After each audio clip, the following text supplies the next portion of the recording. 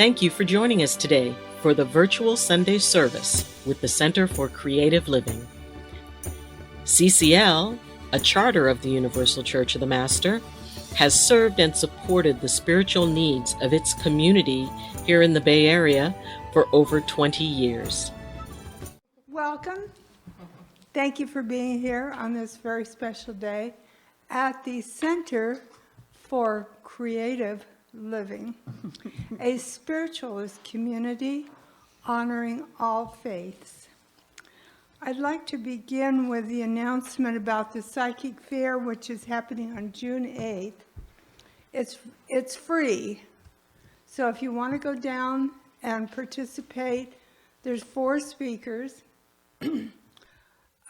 Julie Hawkins is one of the speakers. I don't know who the others are. I have announcements here that show the location. It's at 5585 Cottle Road, San Jose, down in South Valley. There'll be tables with people doing readings, and then you can give them a donation, or they'll make their own arrangements on charges. I invite you to go and participate at any level. It's going to be a little fun event. And I think his name is Robert, is that right? Is very excited about this being his very first psychic fair that he's putting together. Okay. Janet, did you have an announcement? I did, and I would just encourage each and every one of you to come to the Psychic Fair and join me at the UCM table. So UCM actually has a table at the Psychic Fair, and we're very excited about it. It's going to be an amazing opportunity, and Robert came to our conference, and he was a wonderful participant. He was so excited about CCL and UCM being involved in the Psychic Fair, and he has a wonderful energy. So I encourage you all to come. It's happening, I think, throughout the day, right? 11 to 4. 11 to 4, and it's going to be a great thing. And I want to let you know also about wonderful things that are happening in the community. As you all know, our center has been involved with the VTA shooting and the aftermath of the VTA shooting. Well, we had our second annual, what we call Ride Out, and that's a motorcycle ride in honor of our ancestors. And it was wonderful. We had it yesterday, and as we drove from San Jose to Hollister, we had banners on the freeway overpasses, people holding banners of healing and strength and encouragement and support.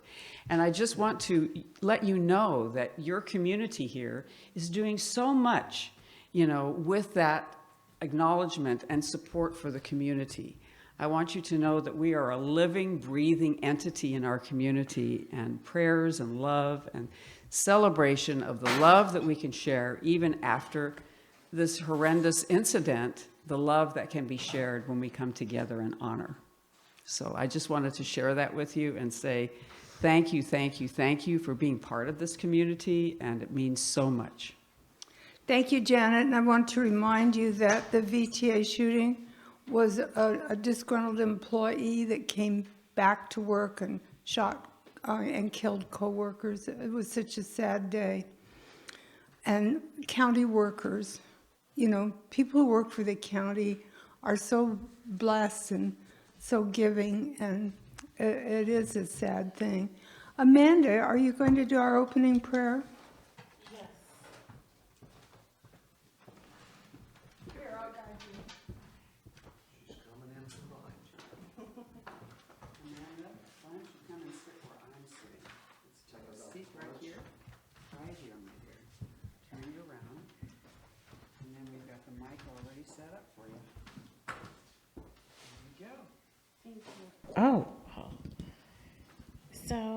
So today, I just want to, goodness, I haven't done one of these in a while, sorry.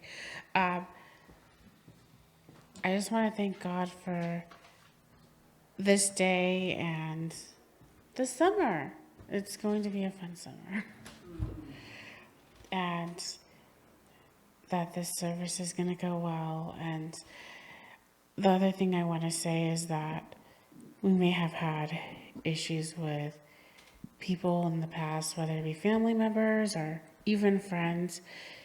We may not get along with them and they may not be in our lives, but what I'm learning is that sometimes we just have to love people at a distance and love them where they are. We can't change them. We just have to let them be who they are and allow them to just live their lives. And we don't have to have them.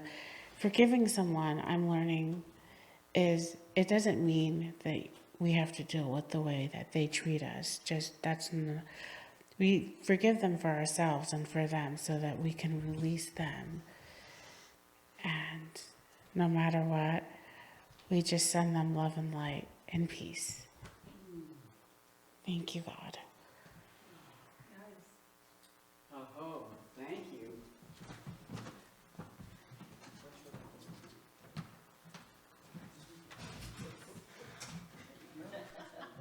Come on, guys, you were supposed to tell me the chair was in.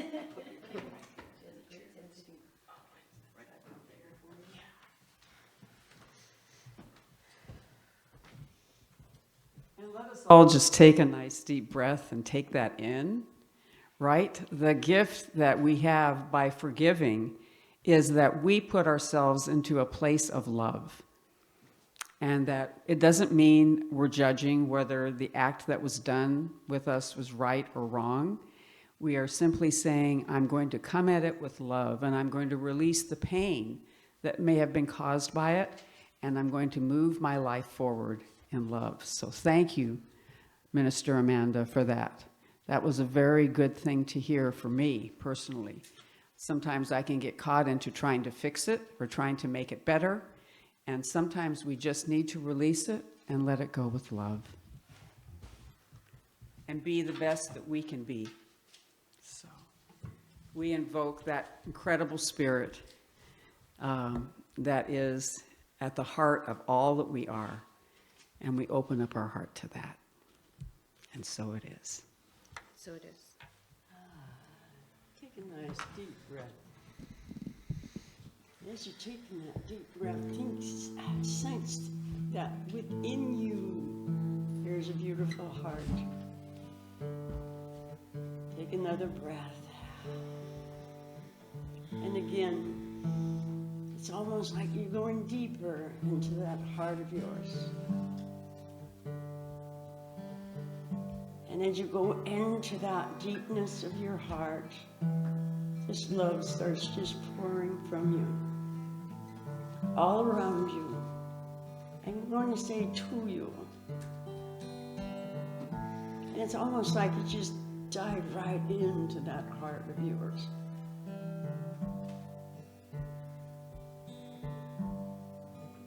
And fill it with the breath that you take.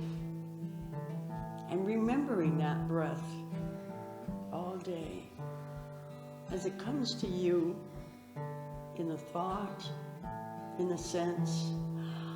Oh yes, there's that breath. Oh yes, there's that heart of mine. Oh yes, there's that wonderful life of mine.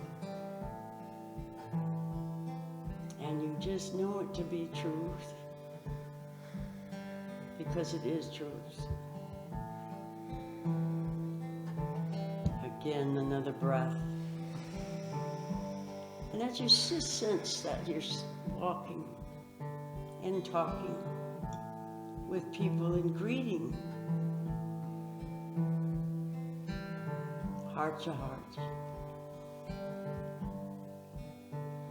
heart to heart.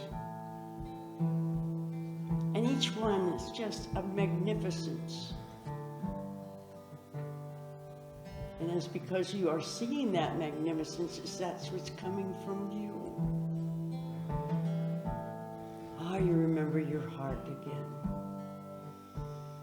You remember your breath. And again, as you take some more steps and you meet other people, other beautiful, wonderful souls as you are, And again, you greet heart to heart. Isn't this wonderful, this talk and walk? Breath, heart. It's almost like a mantra. In fact, you can make it a mantra if you choose. And each one that you greet, it is that you sense and hear that mantra.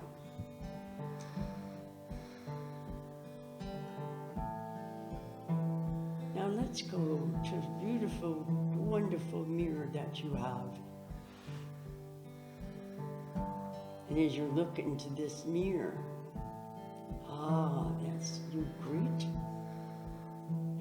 that one. You see the beauty. Take a breath.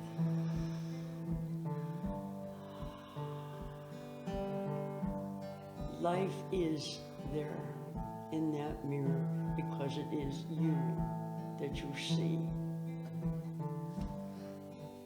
And so life is beautiful because it is you that you see.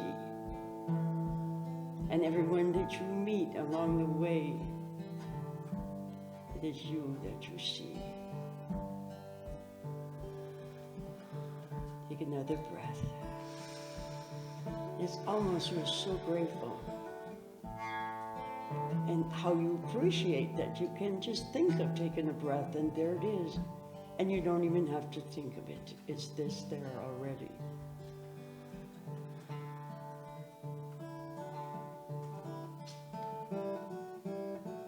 It's almost like you are aware.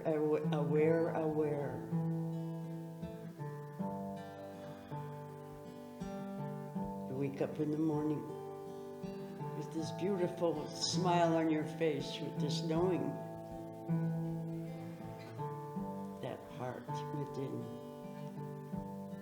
the breath within. You go to sleep at night and you know again of the breath that you breathe and the life. What a wonderful day it's been.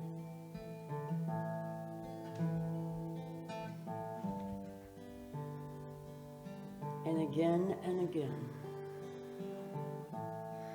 And again and again. And let it be so. All that is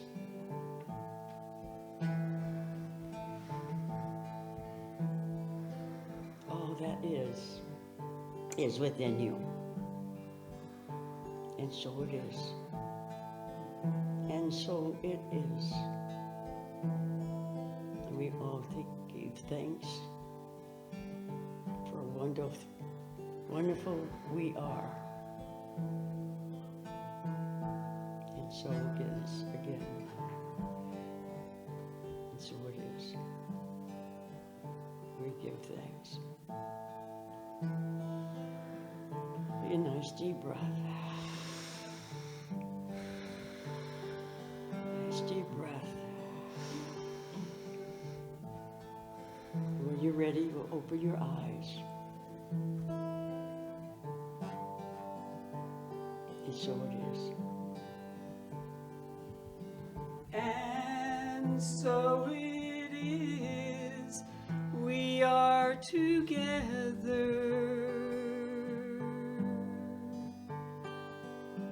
weaving our paths to the source,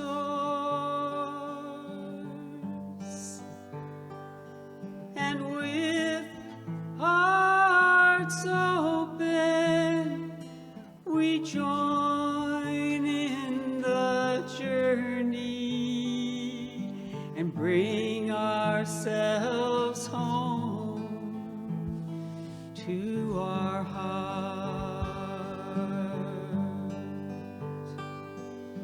Every heartbeat and every breath brings to this moment.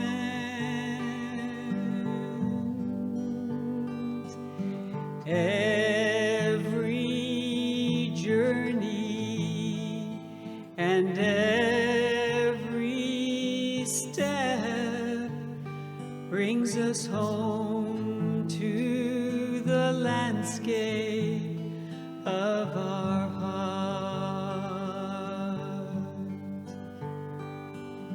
And all the burdens we carry in our soul are set free on the wings of our love.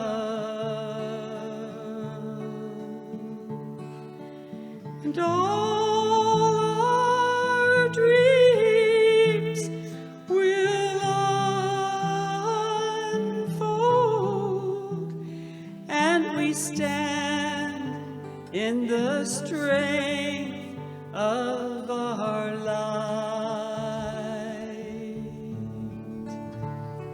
And we know we are one with all that is, and we call upon the journey to bring ourselves to this time, and all the light we hold on the wings of our love we set free.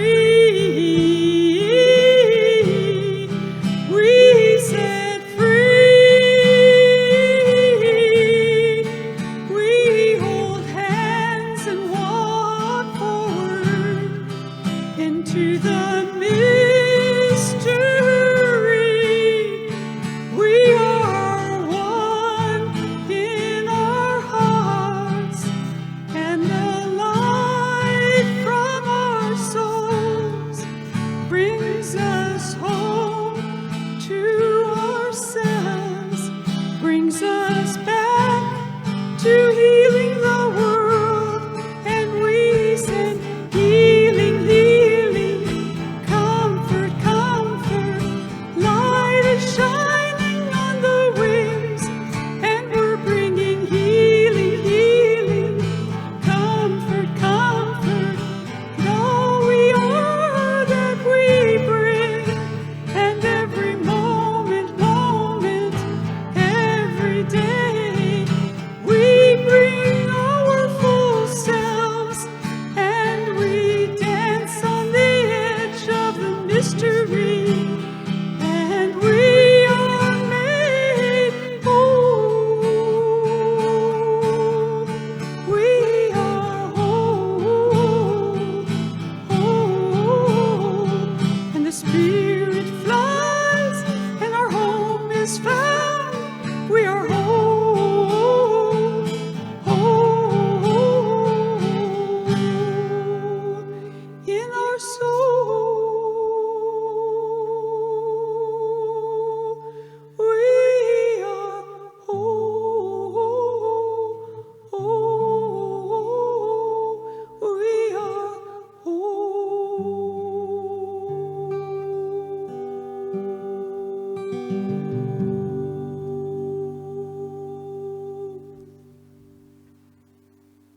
Thank you. That was lovely. Okay. So today I'm going to talk to you about the power of positive thinking, something that I got to work on every day.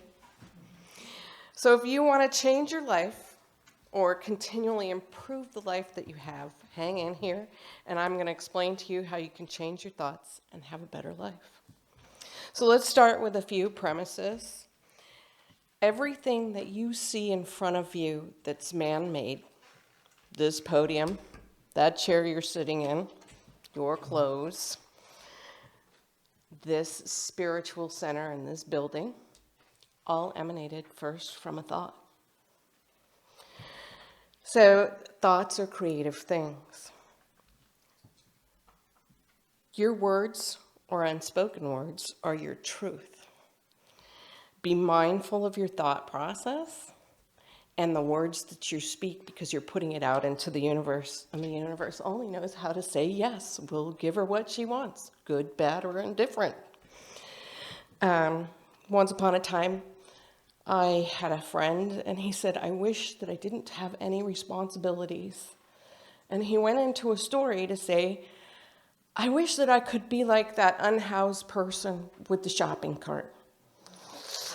And when he said that, I said, why would you say that? And he said, so I could have no responsibilities and I could live my life freely.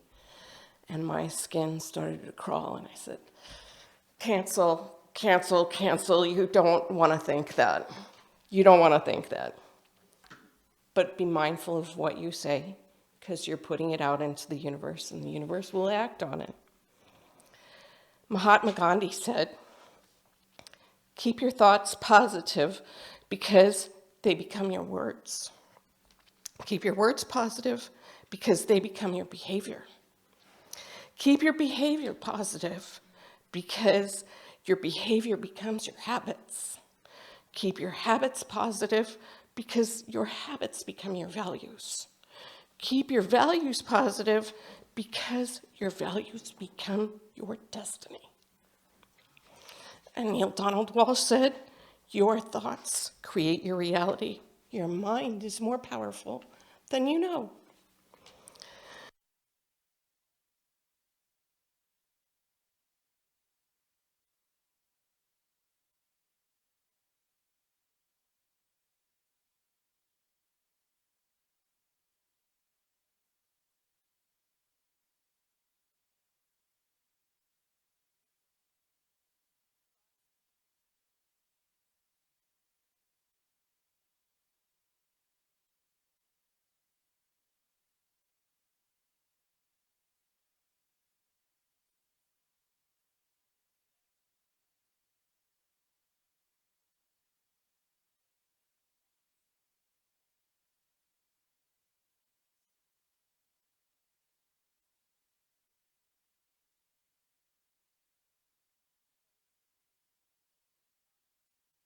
Then your brain works accordingly as well.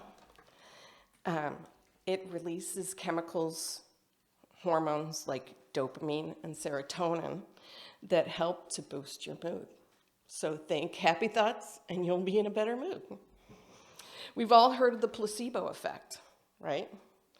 So they do blind studies and they give out drugs on a trial to people. And they don't tell people in the trial who's getting a placebo and who's not getting a placebo. And some of the people that got the sugar pill have miraculous recoveries. And then there's the nocebo effect. Have you heard of the nocebo effect? The nocebo effect is the complete opposite, where people are in the study and they're given the real drug, but they believe that the drug's not going to work and they're never going to get better. So guess what? They don't get better and they get worse. The treatment doesn't work. This is proof that your thoughts affect your body and your health. Your life is a physical manifestation of what you've been thinking up until this point and the conversation you've been having in your own head. So if you don't like the way your life is at the moment and where it's headed, here's some suggestions for what you can do to change your thinking and have a better life. First, stop making self-deprecating remarks. Do you know does anybody not know what a self-deprecating remark is? Self-deprecating remarks are when you make light of your achievements and you, a junior high student would say, cut yourself down, and you make jokes about yourself, okay? So your mind, your body takes this in as an internal attack.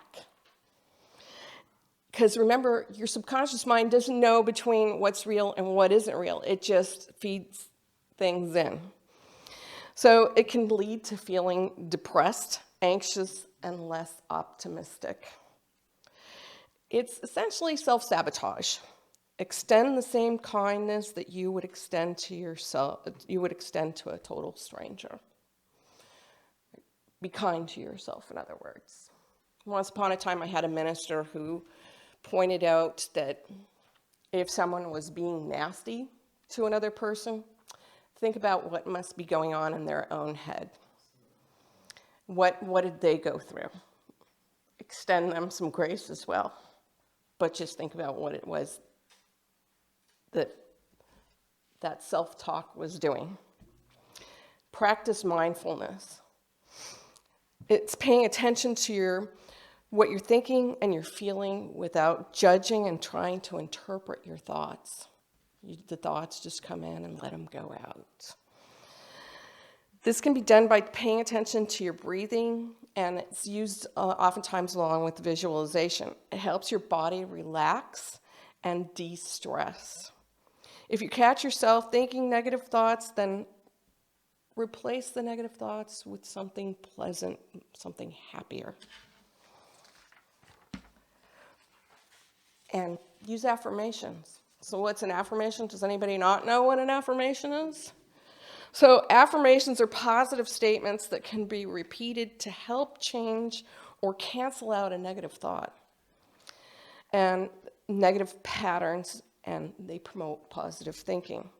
They can be said out loud, they can be written down, they can be repeated silently to yourself, and you can even sing them. So I like have some Karen Drucker tapes, put them in, or CDs, put it in, and I use that sometimes to lift my mood in the morning, and she has little chants in there, and it reminds me of things like I'm so grateful for what I have. Affirmations can be used to help with many things, including your stress level and your anxiety, because they have a calming effect on your mind and your body. Your self-confidence. Affirmations can help you regain or increase your self-confidence. They can help motivate you. And when you concentrate on your goals, it can motivate you to act on certain things. Problem solving. Affirmations can improve your ability to problem solve when you're stressed. My favorite's the one that Ruth taught me. What is lost can be found. What is lost can be found. So now I don't stress over finding my keys when I've misplaced them. Visualization is usually paired with mindfulness and meditation. To me, it's kind of like daydreaming. So in this process, you imagine yourself in a certain situation, for instance, like winning an award. You see yourself accepting the award, and you feel the emotions that you would feel when you're winning the award. And it's for this reason that many athletes use visualization. They use visualization to before they are playing a game or a meet or a race or something. And it's also been used by lottery winners. I went down the rabbit hole on YouTube and watched some videos on people who'd won the lottery, and they visualized winning the lottery and what they would do with the money when they got it and how it would be used. Remember that your mind believes what you tell it. So when you visualize a situation, your brain begins to act as though it's real. Visualizations used to find out what it is you really want, overcome anxiety, and reduce stress. Make visualization a practice, and you'll see a shift because you're training your brain what is a new reality. And let me add a disclaimer in here. Don't focus on what you don't want. Focus on what you want, because remember, the universe is going to act on it. Negative people focus on what they don't want and they can't change. Focusing on an undesired outcome is counterproductive and can produce undesired results. So start telling the universe what you want instead of what you don't want. Ants. I'm not talking about insects. Ants. Do you ever have those nights where you get into bed and you just can't shut your brain off? And it's one thing after another, and pretty soon your brain's been bringing in things that happened 15 years ago, 20 years ago, 50 years ago, things that you can't change. That chatter is what Daniel Amen calls ants, automatic negative thoughts. Replace the automatic negative thoughts with PATs, positive affirming thoughts. Be aware of these thoughts, and if you have thoughts about those things that are not within your control, and I often tell myself, it's 1 o'clock in the morning, you can't do anything about this right now, and it's in the past, let it go. Stop thinking about them, think about something a little bit more pleasant. Have an attitude of gratitude. Start a gratitude journal. I started a gratitude journal, and every day I write down 5 things that I'm grateful for. My gratitude journal has changed the course of my business and has caused my consciousness to shift. I don't feel sorry for myself. I feel blessed and optimistic. Ungratefulness and complaining, on the other hand, stops the flow of good into your life. So if you're the type of person, or you know those types of people that they find fault with everything, otherwise the universe goes, she must like it, so let's heap some more of it on her. So it doesn't matter if it's good or bad. So think about the positive. Prayer. I used to be a religious science practitioner, and I'm one who is really big on the affirmative prayer. It's a form of prayer where the desired outcome is affirmed within the prayer. I found this to be the most effective type of prayer. Just be careful what you pray for, because God and the universe will answer you. What are you watching on the TV? What movies are you going to? What are you listening to on the radio? Studies have proved that when news outlets show negative stories, their ratings go up. I stopped watching the news. So if I want to listen to something in the news, I'll go to YouTube and I'll pick out a particular clip. I don't want to sit and listen to the whole entire news because much of it is very, very negative. So here's a good example. I used to listen to this shock jock when I was in my 20s, and it was in Southern California. His name was Tom Likas. And Tom Likas, he started out being like really pro-women. So all of my girlfriends and I, all of my female friends, we thought Tom Likas was great.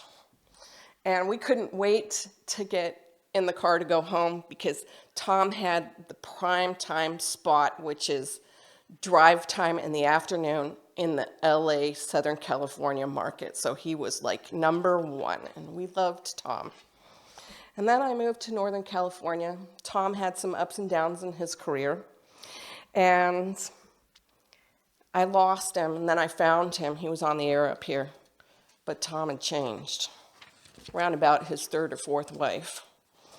And he would make disparaging and sexist remarks about women. So I had to stop it. No more Tom Likas. Don't care how funny he was. Don't care if some of the statements were right and some of the things he would talk about were right. It started to have a real negative effect on me. So I simply changed the channel. Have you ever heard of GIGO? G-I-G-O. GIGO, in computer science, it's garbage in, garbage out. So GIGO is the concept that flawed, biased, and poor quality, i.e. garbage information or input, produces a result or output of similar quality. In other words, garbage in, garbage out. If you feed your mind with garbage, you're gonna get garbage coming out. In other words, be mindful of what you're listening to on the radio, on the movies. I don't do bang bang shoot 'em up movies anymore either. Stopped that many years ago. So be careful for what you're bringing into your mind. Think about who you hang out with. Okay, so I had to let go of some really negative friends because of their continual complaining. And what was the lesson I learned in that? If they're complaining about everybody else, they're going to be complaining about you behind your back. And I found that out. So to those who continually complain about everything, the universe will continually give them something to complain about. And Albert Einstein said, stay away from negative people. They have a problem for every solution. And here's one I made up. Quit beating a dead horse. The past is in the past. It can't be changed, but realize the past molded you into whom you are today. Continually repeating the same negative stories and thoughts about the past doesn't help you to move on and grow as a person. Let go of the past so that it doesn't ruin your future. So when I started studying metaphysics and spirituality, I had to accept that I selected the parents that I have before I came into this incarnation. And that was a really hard pill to swallow, a really hard one. And I had to realize that my parents did the best that they could with what they had. Possibly they shouldn't have had kids in the first place, but that's another story. But they did the best that they had. Reframing. Reframing is when you see the glass as half empty or the glass is half full. There is a positive and a negative to everything. Focus on the positive and see the positive in every situation. Also, don't allow yourself to be ruled by other people's opinions of who you are and their judgments of who you are. There's a New Thought minister. She was kind of like a televangelist that was popular in the late 70s, early 80s. Her name's Terry Cole Whitaker. And she wrote a book called What You Think of Me Is None of My Business. I think the title says everything. It's a good read. Just remember not to allow your thought processes to be dominated by others' negative opinions. So I think I've covered a lot here this morning. Do you have any questions? Thank you so much. Yeah. I have one. Yes. I would like to know if you have a distinction between positive thinking and toxic positivity. Because I've had experience with toxic positives who are in denial when something is bad and can't address it. Mm-hmm. And they are very controlling of other people because they can't be present when there's something wrong. They don't come in with compassion. So I wondered if you'd come across that in your studies on that. Christine, could you reframe the question so Zoomers know? The question is there a distinction between toxic positivity and positivity? Yeah, there is. I mean, have you ever heard the term Pollyanna? Pollyanna was a book that was written, gosh, probably like 100 years ago. And it was about somebody who was very optimistic and tried to see the good in every situation. Yeah, you can go overboard with that and not see what's exactly real. Yeah, there is a distinction between it. I would say yes, there is. But in this world, I say be more like Pollyanna and less like Eeyore. So just remember, your mind will always believe everything that you tell it. Feed it faith, feed it truth, feed it love. Thank you.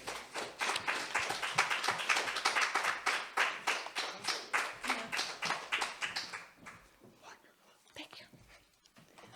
Another round of applause for Christine. that was just a fabulous summary of our philosophy, so much of our philosophy. I want to take a minute and tell the people who are not here present what's going on today. Number one, the Alameda was closed for a run of some sort, so people had difficulty getting in to our parking lot. Number two, Dottie became somewhat uncomfortable and was unable to be here at the last minute. So they went home, Dottie and Corky went home, and we want prayers for Dottie and Corky.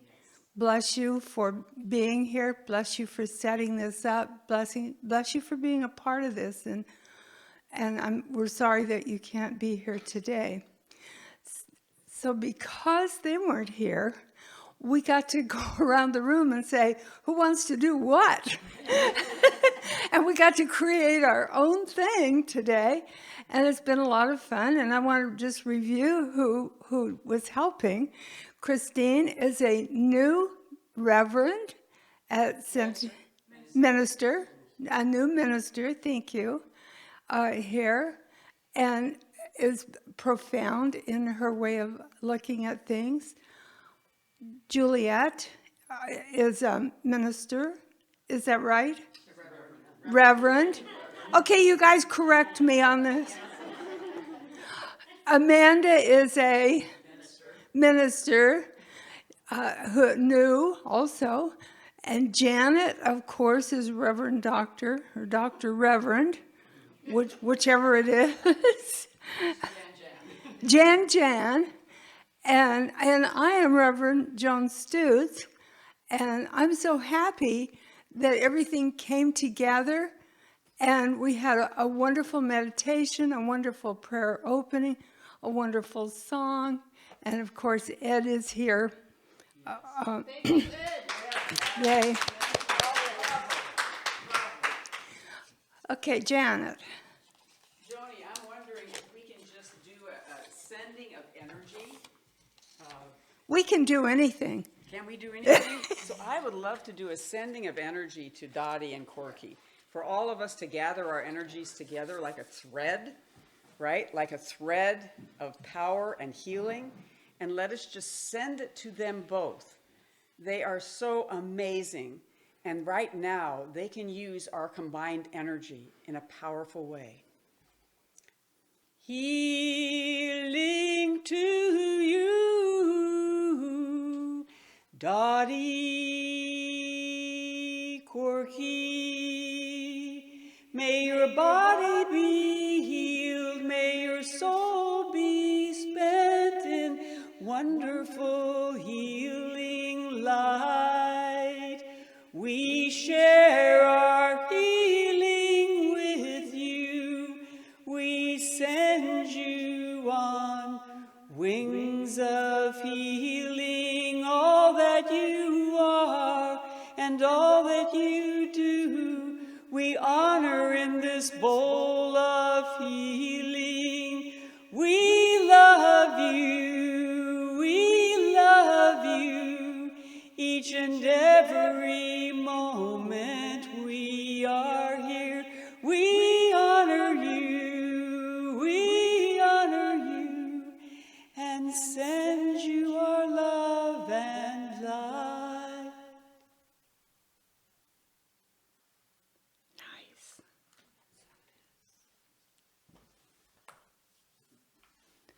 Nice.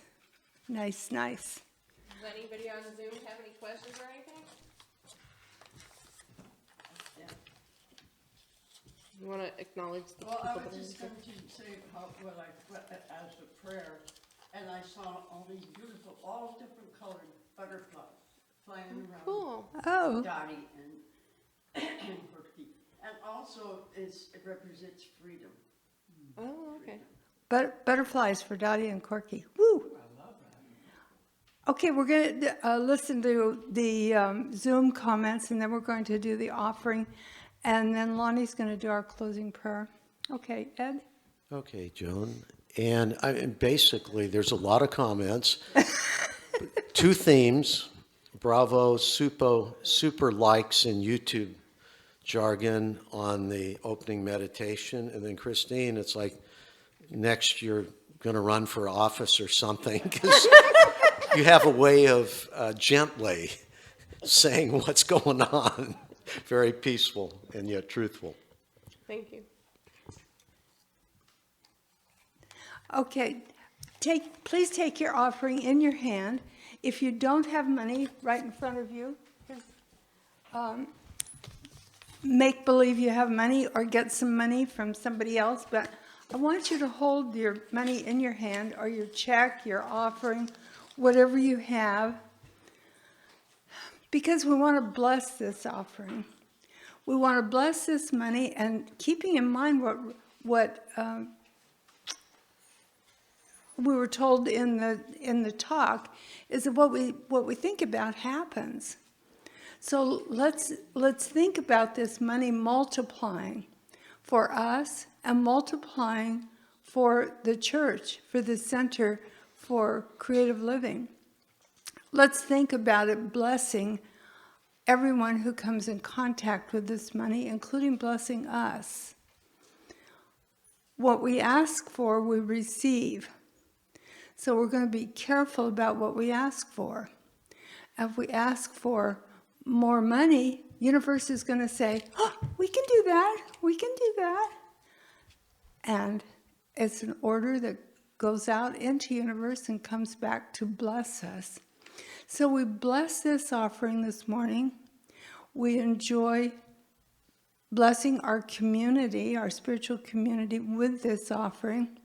And we give thanks that we have so much to give to this community, because it is such a blessing. And so it is. And so it is. Amen.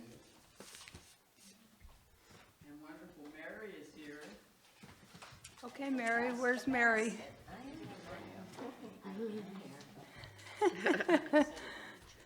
Did you have a question? Yeah, so I mentioned to Dottie last week that I would bring like I have a little mini red bucket for like morning prayers. I didn't know if we should still do that today, or if we should wait for Dottie and Corky to come back next week. What? It doesn't matter, 6 of one, half a dozen of the other. What? I didn't understand what you were saying. You know those are the little prayers that we burn the prayers after service? Oh, I brought the things to do that with. I mentioned that I would do that last week to Dottie, that we would do it, but now that Dottie's not here, I don't know if we should still do it, or if we should just wait for them to come back next week. well, I don't care, whatever you think is best. okay, my personal feeling is that I don't know where any prayers are to burn. They're So, right behind you. so if somebody knows about that and wants to proceed with that, we can certainly do that. We've done everything else today. Go ahead and just do it then. Okay, Okay. All right. Are we going to do it in the parking lot? Yeah, that would be the place to do it. We're not allowed to do it in here. okay, great. Gabrielle would have her hides. Okay, so we're gonna Amongst other things. do some prayer burning after the service out in the parking lot. Yay! Like I say, we've done everything else. We may as well do that. And thank you, Ruth. Any other questions or comments? Lonnie is up. Lonnie. Can we do the blessing of the money? Oh, your Yes. blessing. Yeah, we just said that blessing. Oh, you said that? Where was I? I did a whole thing about blessing the money and multiplying I and, was waiting to read this thing. well, we're not reading. We're doing things different today, Lonnie. Okay. It's okay. Okay, here's another one of our reverends coming up to do the closing prayer. Yay, Lonnie.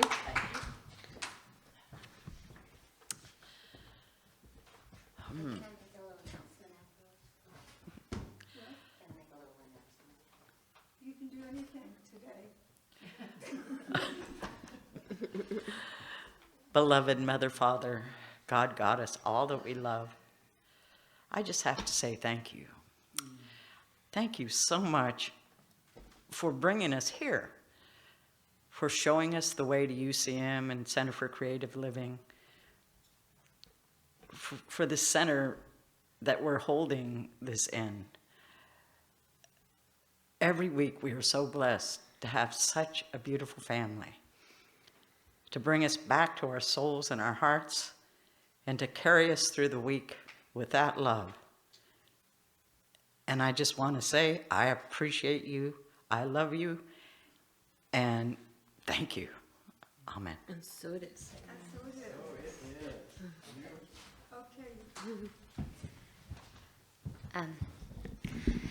You know, I was so touched by April's memorial service and the place she had held in the community of holding the sacred rituals of women.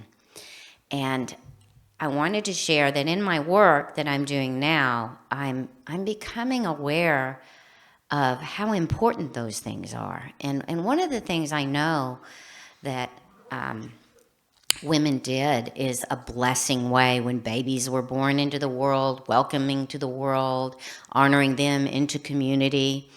Those were sacred women's rituals that have sort of been lost. And here I was studying, it's a self-esteem workbook. It's all in alignment with what the sermon was today, where people have to change their ants to pats.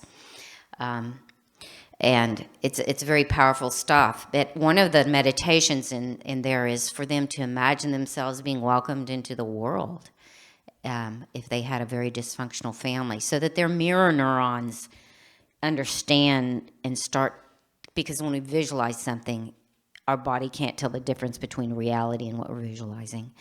And I remember Cheryl from the Light of Lights Choir said that she had some book about the 4 seasons, and she was thinking of reading it. And I just wanted to put that out to the community, that it might be something maybe other people are interested in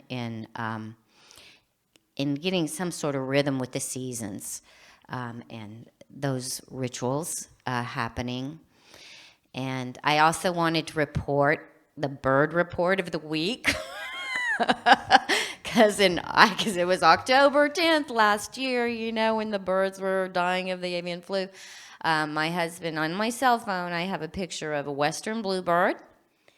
And they were going extinct. And, you know, about, I don't know whether it was like 12 years ago or something, up in the open space, they started putting bird boxes. They're cavity nesters. And I mean, if you cut down all the old snags, where are you going to have your woodpeckers and cavity nesters, right? So I had a western bluebird in my yard. And of course, like mourning doves, I have nuthatches. They have this cute little mohawk. They're adorable. And of course, lots of house finches, raven, just a lot of variety. Dark-eyed juncos, chestnut-backed chickadees.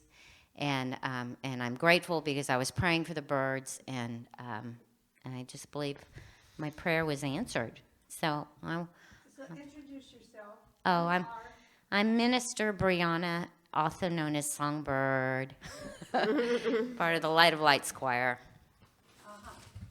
Great. Okay.